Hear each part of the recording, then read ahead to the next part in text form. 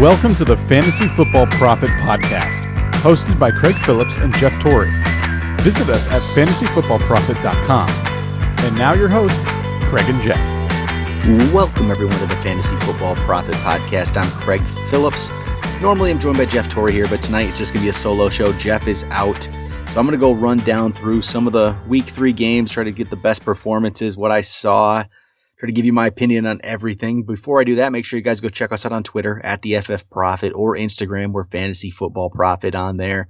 If you want to support the show, you can go to iTunes, Apple Podcasts.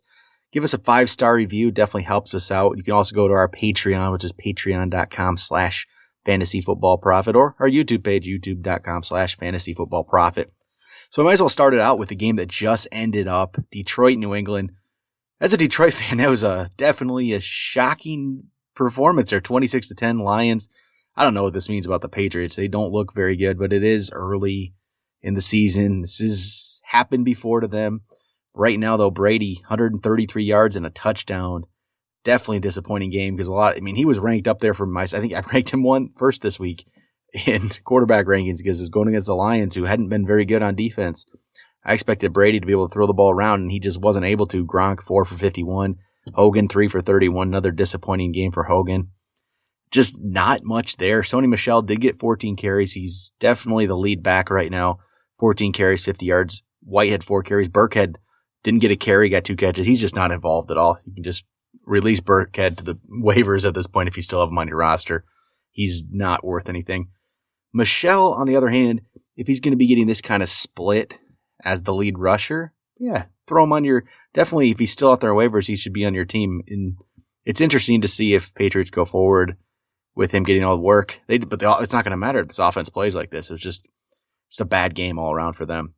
Stafford on the other end, 262, 2 touchdowns. Pretty typical Stafford game. Nothing crazy there. He spread it around, though. Tate, 6 for 69. Galladay at 6 for 53, got the touchdown. Jones at 4 for 69, got a touchdown as well. So solid. That's going to kind of be what I think you're going to expect from those three going forward. It's going to be spread out between them. Galladay still looks good, but it's going to depend on touchdowns, who's going to get them in the games. But all of them are playable. Just not maybe Jones isn't going to reach the level he did last year. Tate, he's going to be safe, but not really wide receiver 2 material quite yet, but definitely can probably put him in the flex.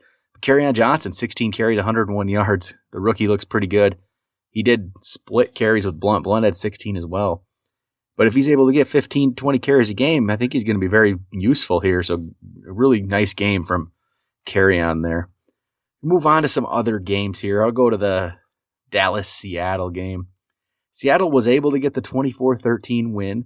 Didn't really know. Their offense still doesn't look great with Wilson only 192 yards and 2 touchdowns. And Chris Carson just has a stranglehold in that backfield right now. 32 carries, 102 and a touchdown, with Rashad Penny only getting 3 carries. It's Chris Carson's backfield right now, and that's probably how it's going to be going forward. Penny can just be stashed on the bench if you want. I'd still probably stash him if you're in a deep league with a deeper bench. If you have a short bench in a 10-team, 12-team league, he could find his way to the waivers. So, yeah, don't hesitate to do that. Lockett, 4 for 77 and a touchdown. Pretty solid game there in Baldwin's absence, but that's about it. Brandon Marshall, 2 for 30. Not really getting the job done there.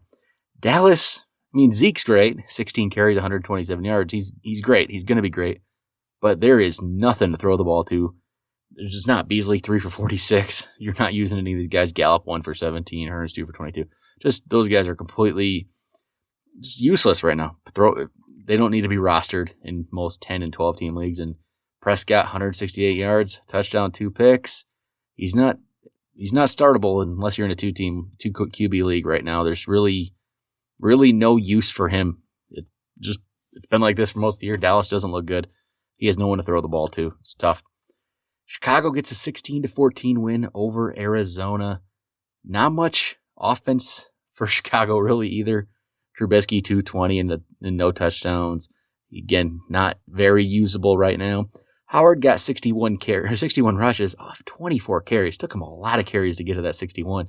He did get a touchdown, so he made it a very solid, game for you fantasy-wise. He didn't look great doing it. Cohen, 5 for 53.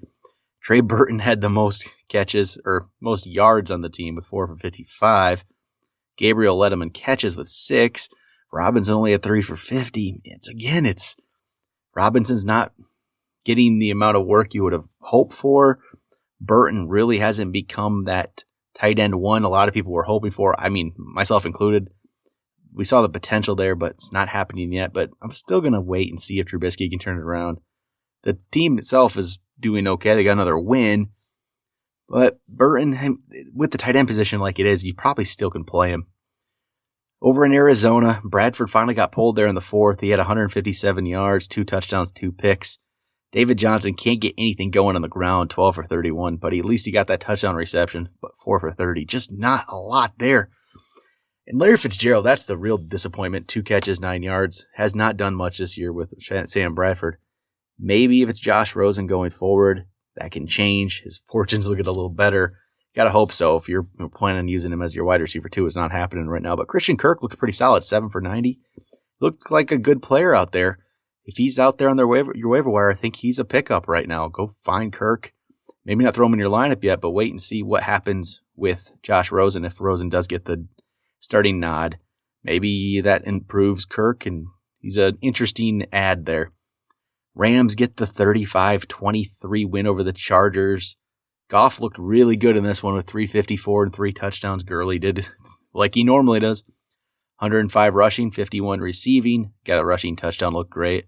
Robert Woods was really good in this one, 10 for 104 and 2 touchdowns. Cooks was great too, 7 for 90. Keeps going, but Woods was the lead this one. And Kupp was also able to get a touchdown, 4 for 71.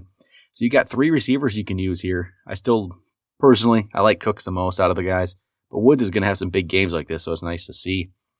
For the Chargers, Rivers, solid outing, 226 and 2 touchdowns.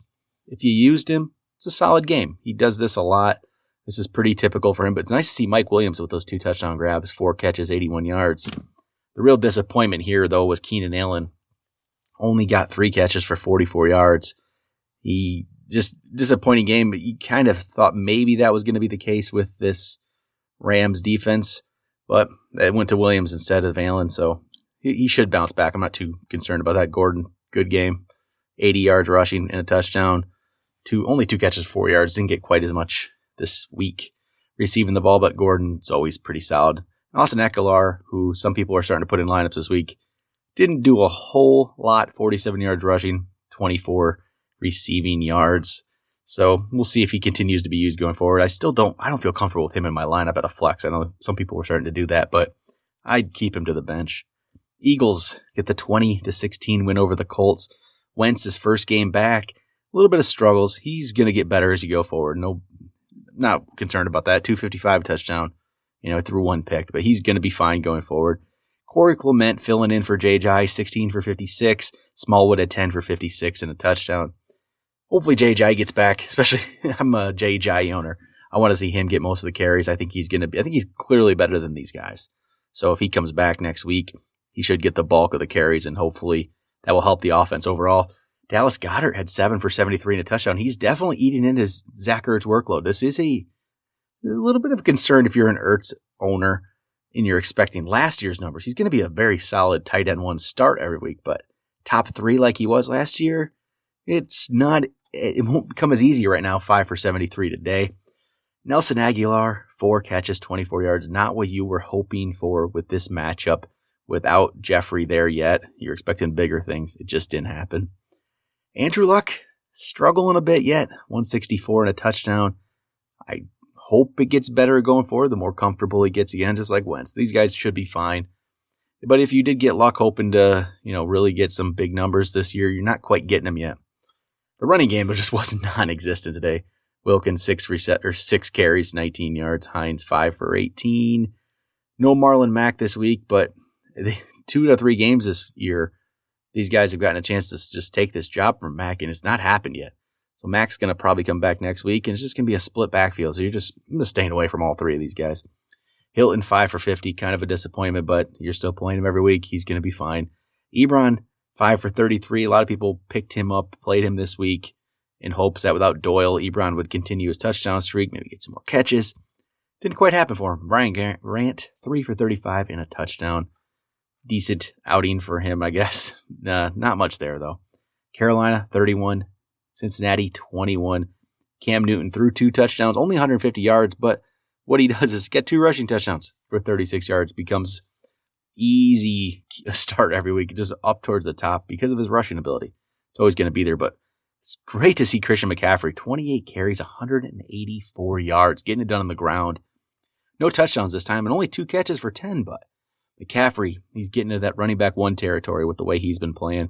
Funchess 4 for 67 and a touchdown, the only other real option there for Carolina, but McCaffrey's the story there, and he's a top 10 guy right now for me. The way he's been playing, he's easily up there. Cam Newton, easy top 5 for me at this point. They're both playing great. Cincinnati, without Joe Mixon, they gave the ball to Gio 12 times for 61 yards and a touchdown, so if you used him, you got definitely a useful game. But Dalton there, he had, first you see the first stats, 352 and 2. Should be a great game, but 4 picks doing some, this is what Andy Dalton does. He looks good at times. And other times he's throwing these picks around, so disappointment there. AJ Green went out with a groin injury. He says he should be fine. Looks like they don't expect him to miss any time. He had 5 for 58, but in his absence, Tyler Boyd, 6 catches, 132 yards and a touchdown. Boyd looked good last week. This is a guy who, he's in his 3rd year. We've talked about this before, me and Jeff have, about 3rd-year wide receiver breakouts. Maybe this is what Boyd, I think this is going to continue. Maybe not 6 for 132 level, but he's going to be a very useful player here. He's only 23 years old. This guy's just going to keep getting better. And Tyler Eifert, it's good to see the work there. 6 catches, 74 yards. Maybe he's getting into it a little bit more, get better and better, start to use Eifert there. It's nice to see coming from him. A talented guy who's hopefully getting over those injuries for once. Washington with a 31-17 win over Green Bay. Kind of a bit of a surprise. Maybe, not a surprise that Washington could win this game, but that they won by 2 touchdowns relatively easily. And Adrian Peterson continue. He looks really good. Last week I know wasn't a great game, but he looked good week 1. This time 19 carries, 120 yards and 2 touchdowns. Peterson is easy running back too. I can't believe he's still doing it though. He looks like a really good player. Alex Smith, an okay outing. He was usable, 220, got the 2 touchdowns. Jordan Reed, 4 for 65. Crowder, 4 for 39 and a touchdown. Yeah, he got the touchdown to help him out, but still not as much work as I would have hoped. But they're going to rely on Peterson here. Thompson was the disappointment for you if you were using him. 6 carries, 17 yards, only 1 catch, no yards. That's what's going to happen with Thompson. He's going to have some big weeks. He's going to have some down weeks. You never know when they're going to be. That's why I'm not terribly comfortable with him. Sometimes you got to use him, though. It's game to game. It's going to be different. Aaron Rodgers, 265 and 2 touchdowns. It's an okay week. It's not one of his big weeks. The team overall, just not much going on there. One of the touchdowns went to Adams. The other one went to Allison. Cobb, just not a good game for Randall Cobb at all. 4 for 23 with the fumble, some drop passes. Not a good effort for him. Jimmy Graham, 5 for 45. Aaron Jones led the team in rushing attempts in yards, but it was only 6 for 42. But again, he looks like the better back. We've said this all along. When he came back, he would become the main guy. It didn't happen today just because they didn't run the ball. But I still think going forward, Aaron Jones is going to be the lead running back here for the Packers. And I expect it to be better than this. This is just, the Packers will be better. Hopefully Rodgers gets a little healthier and can, do a little more. I think right now that knee injury is affecting him a little bit. Falcons and Saints. The Saints win in overtime in a shootout here. If you had either one of these quarterbacks in this one, you're loving week 3. Ryan, he had 5 touchdown passes with 374 yards. Breeze, 3 touchdown passes, 396 yards, but he ran in 2 of them. Just a huge game. But probably the biggest story from the Falcons is Calvin Ridley. The rookie in only his 3rd game, 7 catches, 146 yards, and 3 touchdowns. Matt Ryan loves throwing at this guy, right? He had 3 touchdowns in the first half today. Just as many touchdowns as Julio Jones had the entire 2017 season. Jones, 5 for 96. I don't want to read into this too much and I'll say Julio Jones is not going to be top 5 guy, but it's one game. Ridley looked great. Jones is going to be fine. If you're a Jones owner, I know you might be freaking out a little bit that Ridley's overtaking him. That's not the case. Julio Jones is just a terrific wide receiver. Ridley, though, is going to probably be an option. He looked good last week too, though, so I guess I hesitate a little bit to throw him in my lineup, but I can definitely see, especially 3 wide receiver leagues, I'm definitely going to throw Ridley in there next week. On the ground, Coleman only 15 for 33. Not much going for him. 2 catches for 14 yards, but he gets the receiving touchdown to help out his day if he used him. For the Saints, Kamara, 16 carries, 66 yards. Not much there. It's a typical Alvin Kamara running game. Didn't get the touchdowns though, but he caught 15 balls for 124 yards. So in PPR, his numbers are just way up there. No touchdowns, which is usually Kamara at least gets one, but he made up for it with the yards and receptions this time around.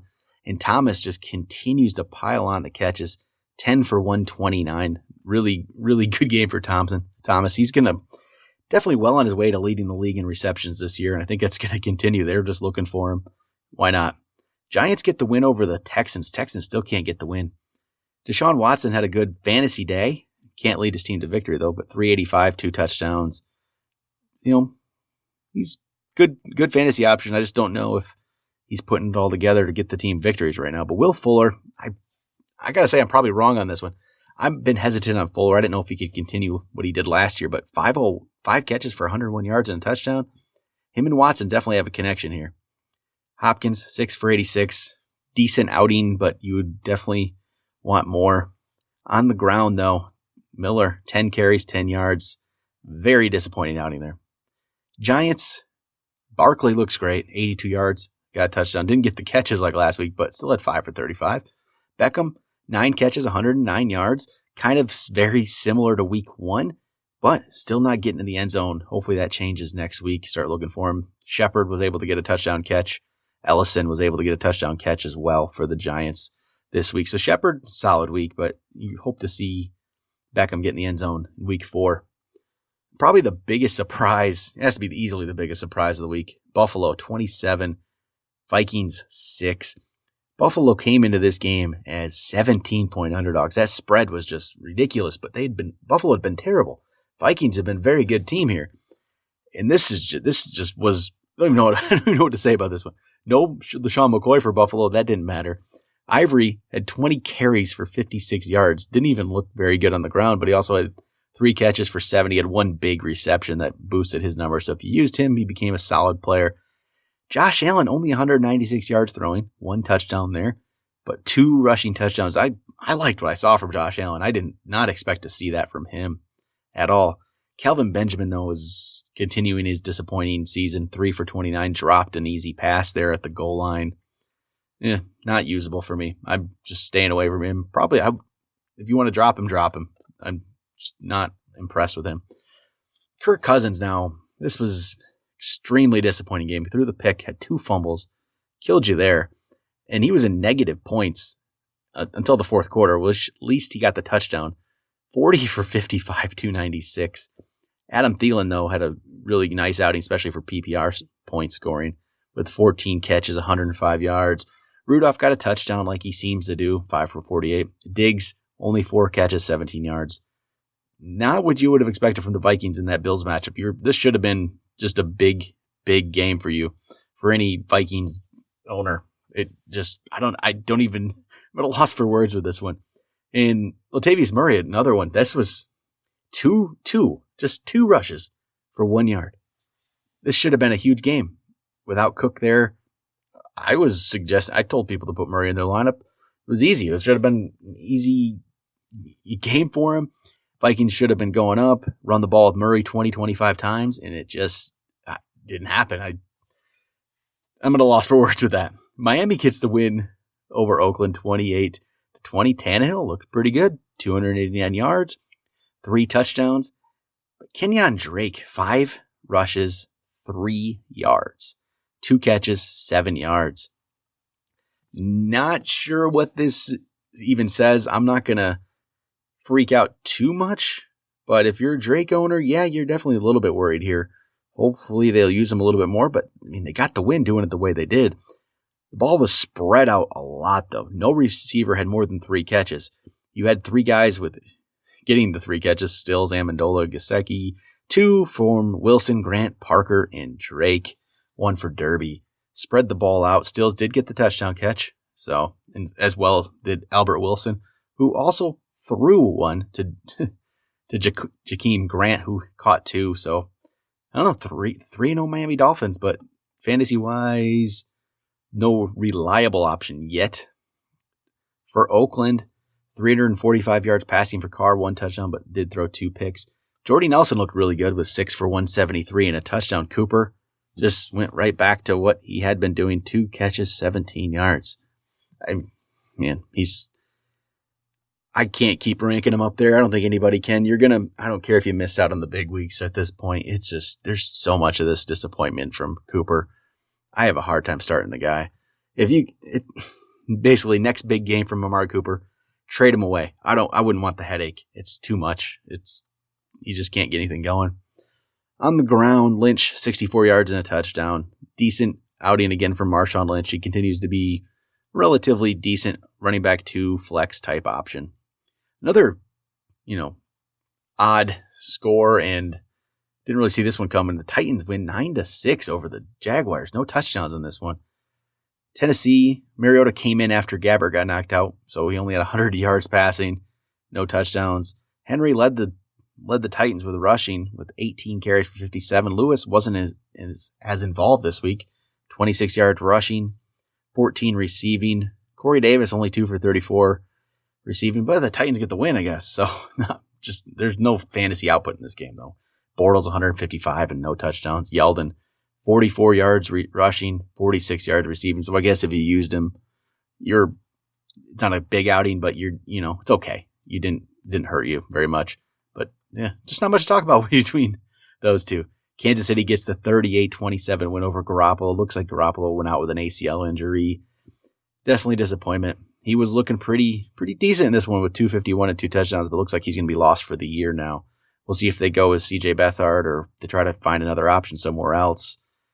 Matt Breida led the team in rushing with 90 yards. Morris had more carries, 14 for 67 and a touchdown.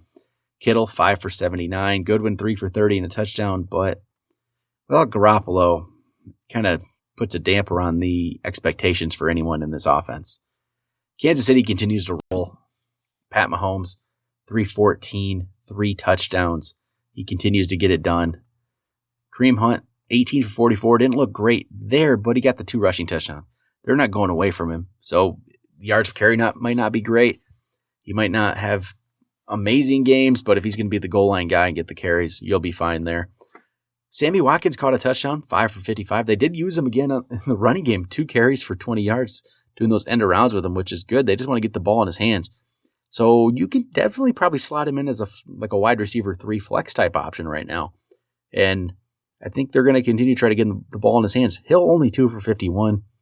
You're going to get this sometimes with Hill. He's going to have these huge weeks. He's going to fall back down a little bit like he did here. No worries. You're starting him every week. And Travis Kelce, 8 for 114. He's wants to be that tight end one this year, and he's on his way there if he continues this. And then the final game to go over today, Denver-Baltimore. Baltimore gets the 27-14 win.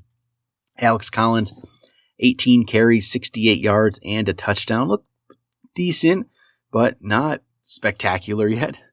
Buck Allen was able to get 2 touchdowns, though. Again, 1 rushing, 1 receiving. He can't do anything on the ground. 6 for 7. This is typical what he does, but he's been getting touchdowns every week. The funny thing is, Alex Collins, for the 3rd straight week, is not the leading scorer on his team as a running back, which is crazy to think.